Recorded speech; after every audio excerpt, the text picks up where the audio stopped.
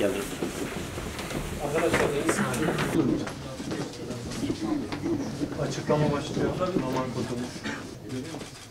Tamam mı? Tamam mıyız arkadaşlar? Değerli basın mensupları, hepinize hayırlı günler diliyorum. Bugün burada AK Parti heyeti olarak Hüdapar heyetiyle hem bir görüşme hem de esas itibariyle iade-i ziyareti gerçekleştirmiş olduk.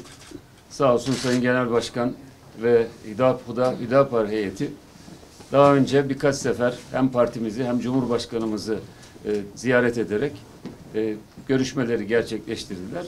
Bu öncelikle bir iade-i ziyarettir ve bu ziyaret çerçevesinde de görüşlerimizi karşılıklı olarak bir kez daha teyit etmek, güçlendirmektir.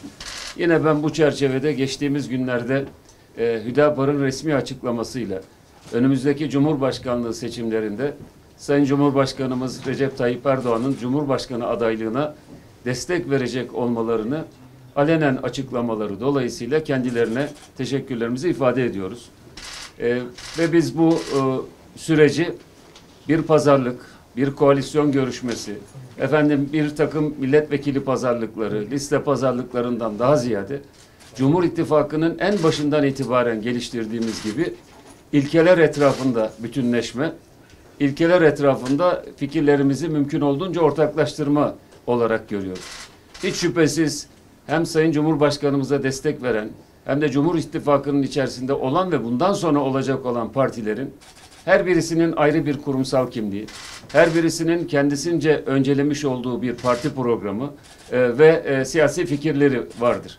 Ama sonuç itibariyle bizim hepimizi ortak bir noktaya doğru getiren ilkelerimizdir. O da önümüzdeki süreçte Türkiye'nin Türkiye yüzyılına çıkan kapısını sonuna kadar açmak. Ümit ediyorum ki en kısa süre içerisinde bu noktada adımları atarız ve bunu da milletimizle paylaşırız. Ben bu vesileyle bir kere daha Sayın Başkan'a ve değerli arkadaşlarına ev sahiplikleri dolayısıyla teşekkür ediyorum. Sizlere de bu ilginiz dolayısıyla çok teşekkür ediyorum. Değerli basın mensupları, hepiniz hoş geldiniz. Ben de huzurlarınızda bizi bugün ziyaret eden AK Parti heyetini, Sayın Bakanımı ve Seçim Seri Başkanımız Ali İhsan Bey'i huzurlarınızda bir kez daha ben onlara bir daha hoş geldiniz diyorum. Ziyaretlerinden dolayı teşekkür ediyorum. İade ziyaretlerinden dolayı. Evet, 2 gün önce geçtiğimiz cumartesi günü yine bir basın toplantısında 14 Mayıs 2023 tarihinde gerçekleştirilecek olan seçimde Sayın Cumhurbaşkanımız Recep Tayyip Erdoğan'a destek vereceğimizi ilan etmiştik. Hatırlayacağınız üzere 2018 seçimlerinde de benzer bir tablo vardı. O zaman da Sayın Cumhurbaşkanı'na desteğimizi ilan ettik ve destek verdik. 6 Şubat'ta içimizi yakan, hepimizi yaralayan çok ciddi bir afet yaşadık. Bu afette 50 bine yakın, hatta belki 50 bine aşkın insanımız can verdi. 10 vilayette çok ciddi yıkımlar var. Çok zor günlerden geçiyor memleket. Bunun yanında dışımızda, çevremizde devam eden savaşlar var. Devam eden çatışmalar var. 11 Mart tarihi itibariyle Suriye'deki iç çatışma 12. yılını doldurdu. 13. yılına girdi. Memleket zor bir süreçten geçiyor ve bu süreçte önümüzdeki seçimlerin çok ciddi sonuçlarının olacağı, bundan sonra atılacak olan adımların, siyasi adımların çok önemli olduğu ve bu girdaptan çıkmak, bu ateşin içerisine düşmemek için çok dikkatli olunması gerektiğini hepimiz biliyoruz ve aslında kamuoyu da bunu takdir ediyor. Özellikle siyasi çevreler bu konuda bana göre çok daha dikkatli olmaları gerektiği hususunda biliyorlar. Ama maalesef geldiğimiz aşamada özellikle son birkaç gündür memlekette olayın çok farklı mecralarda tartışıldığını da görüyoruz. Biz başından beri bir şey söyledik. Hüdapar olarak dedik ki bir yerde memleketin menfaati, bir yerde milletin maslahatı varsa biz yeri gelir oradan geri adım atarız. Bu nedenle biz Cumhurbaşkanı adayı çıkarmayacağımızı söyledik ve Sayın Cumhurbaşkanı'na destek vereceğimizi açıkladık. İnşallah bu zor süreçleri atlatacağız. Evet, depremde çok canımız yandı. Bizim de yoğun olarak gündemimiz o.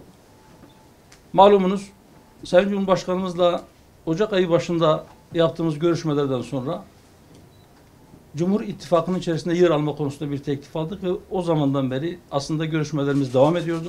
Fakat deprem dolayısıyla yani 6 Şubat'tan bu yana bu görüşmeler hız kesti.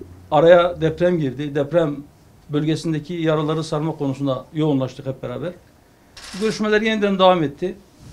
Cumhurbaşkanlığı ile ilgili zaten tavrımızı açıkladık.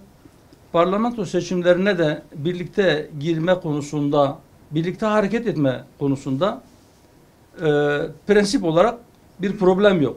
Fakat bunun nasıllığı ile ilgili detaylarda henüz bir netleşme yok. İnşallah onlar netleşirse onu da kamuoyuyla paylaşırız. Gizli saklı, üstü örtülü pazarlıklar, Sayın Bakanım da ifade ettiği gibi bu tür pazarlıklar olarak algılanmasın bu açıklamanın gecikmesi. Bizim önceliğimiz milletimizin menfaatidir. Bizim önceliğimiz memleketimizin selametidir. İnşallah bu menfaate en uygun olan bir şekilde biz bu görüşmelerimizi, bu müzakerelerimizi, bu karşılıklı fikir alışverişimizi ve birlikteliğimizi bir sonuca ulaştıracağız ve sonuca ulaştığı zaman da bunu açıklıkla kamuoyuyla ve siz değerli basın mensuplarıyla paylaşacağız. Ben geldiğiniz için hepinize ayrı ayrı teşekkür ediyorum. Tekrar hoş geldiniz diyorum. Ve Sayın Bakanıma ve değerli heyetine, arkadaşına da huzurlarınızda bir kez daha bu ziyaretler için teşekkür ediyorum. Rabbim hayırlara vesile kılsın inşallah. İhtimal bu hafta içerisinde, hafta sonuna doğru belki bizim AK Parti bir ziyaretimiz olabilir. Teşekkürler. Selam.